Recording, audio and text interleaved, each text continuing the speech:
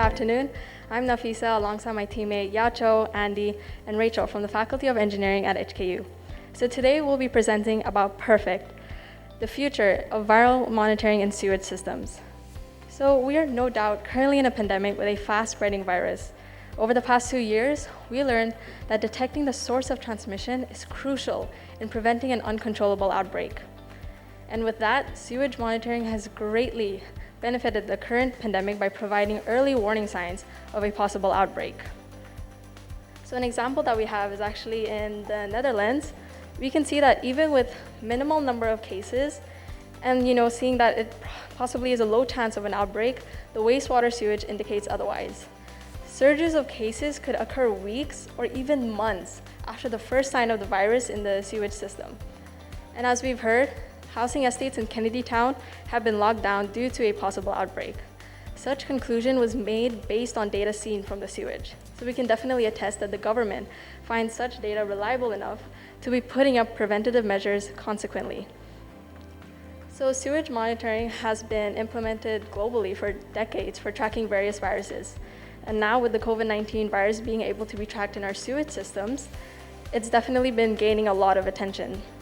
In fact, by the end of December 2020, Hong Kong has already established routine citywide sewage surveillance for COVID-19, which is not too surprising as sewage monitoring has countless benefits. So firstly, sewage monitoring can help detect ongoing health problems early.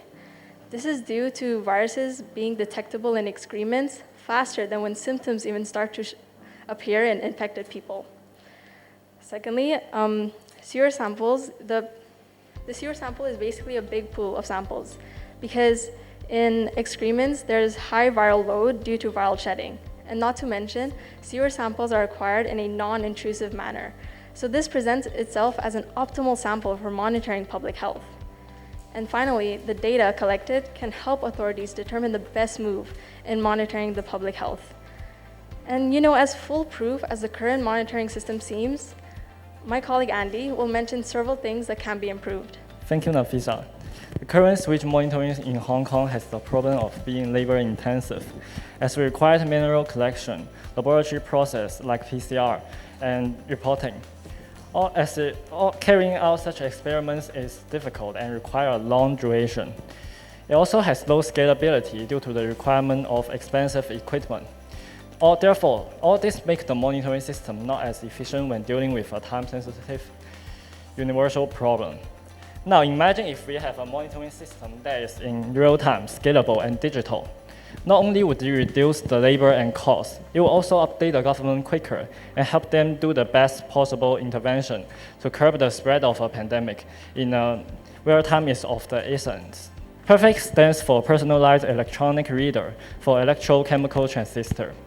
It is a miniaturized readout platform for electrochemical transistor, which we can use to develop a new and improved monitoring system of sewage by combining it with a DNA aptamer that can target certain part of the viruses in a highly sensitive way. This design is based on the monitoring the promising preliminary data of Perfect. Electrochemistry, EC, is the most widely used technique for chemical analysis. However, it's not sensitive enough for virus detection. To solve this problem, we combine EC with the transistor, achieve 100 times more sensitive than traditional way. Virus could be detected at an extremely low concentration. When the DNA aptamers catch the protein of the virus, it Perfect will send signal to the nearest coordination point through BLE, and the summarized data will send to cloud, allowing immediate access. We compared it with the widely used technique, real-time qPCR. RT-qPCR is labor-intensive. For each sample, it will take around 5.5 hours. Well, for our system, it will only take less than 10 minutes. If we wash the system with the PBS solution, it could be reusable for other samples, economical and effective. It is digitally reported, reduce the reporting time. Next, my colleague Rachel will talking about the market and the future of our system. So as we know, sewage monitoring has been implemented globally. Hong Kong have 112 sampling points, and larger countries such as England and the United States having more. This large number of sampling points illustrate the wide market range where Perfect can be implemented. Alongside the cheap manufacturing cost of Perfect of just $110 and its reusability and customizability, Perfect can be implemented everywhere. So, this figure will show how Perfect is customizable. By changing the DNA aptamers, we can change the function of Perfect, detecting the virus that we choose. Why is customizability so important? Well, first of all, different countries need to monitor different viruses depending on the epidemics currently going on. To illustrate, Ebola is endemic in the DRC. So, the government can implement the Perfect system and know when and where outbreaks occur quickly. And in the future, if there's a new pandemic, Perfect system will be ready to identify the clusters as quickly as possible, curbing the spread of the pandemic and saving lives. All of this is possible with just one Perfect system. And this is how we can deal with epidemics perfectly. Thank you for your attention.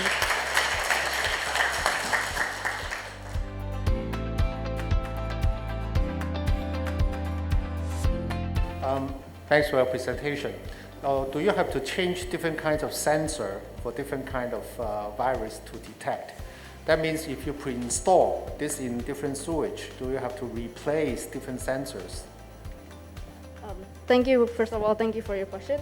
So, as we can see here, if we change the DNA aptamer, we can detect different viruses. So, if we want to detect a different virus, we just need to change the DNA aptamer, but one chip technically can just detect one virus, but it is reusable, as we mentioned before. Thank you very much for such an interesting presentation. May I ask, have you ever tried a field trial for this technology? So actually, we have tested this chip with a protein solution made by HKU med faculty with COVID-19. So we tested that, and it obviously showed the signal, which is why we considered this feasible. However, we haven't tested it with a purified sample of sewage because we haven't had access to that. But in the future, we definitely would see that, and we have done trials to confirm that it definitely works for a COVID-19 virus sample. The reason I ask this question is, now, yes, this is considered very effective, repetitive, fast, and everything. But we have to assess how this application will perform in real life. Bearing in mind, okay, this system may require a certain environment to work, power, transmission requirements here and there. And just for the city of Hong Kong, there's such a wide network. Although Hong Kong is very dense in the perfect, but data transmission has been very difficult from time to time. So integration with the common network system would be an important aspect, which I haven't heard it. So this could be an important aspect for you to complete your study to make your project fly. Thank you. So you mentioned you add the transistor to make your chips be very sensitive to the virus. But then when we look at sensitivity, then obviously the question is reliability. Because if you make your chips super sensitive and then you create a lot of false alarms, and then that's going to be a waste money for the public. So that's something I think, I don't know if you've done in your lab experiment. So the minimum sensitivity that our Perfect system can detect is 10 nanomolar. But it cannot only detect like a positive or a negative, it can detect the concentration of the virus. It's not going to cause a false alarm, false trigger, because with your high sensitivity. We feel like it won't do that because as the current system also has like a minimum threshold, right? We have compared it with the real-time qPCR developed by a professor in HKU as well. And that is the current newest method that is presented. And we feel like our system can perform as similar as that. It is just that to reduce the noise or like to reduce the chances of it being false negative or false positive, we also have a threshold. We need to read the data beforehand. It is not just to send like, oh, it's positive and it's positive, it's negative, but we have a data to consider before sending it out as well. One thing to add is also the sensor, we have to make it very specific to the virus. So I guess I'm hoping that, there would be less false positives because, it's only going to the DNA afterwards are only going to attach to the target proteins of COVID-19 and not other target proteins that may be detected in sewage systems. So it is quite specific to that only. Thank you. Thank you for the Hong Kong U team.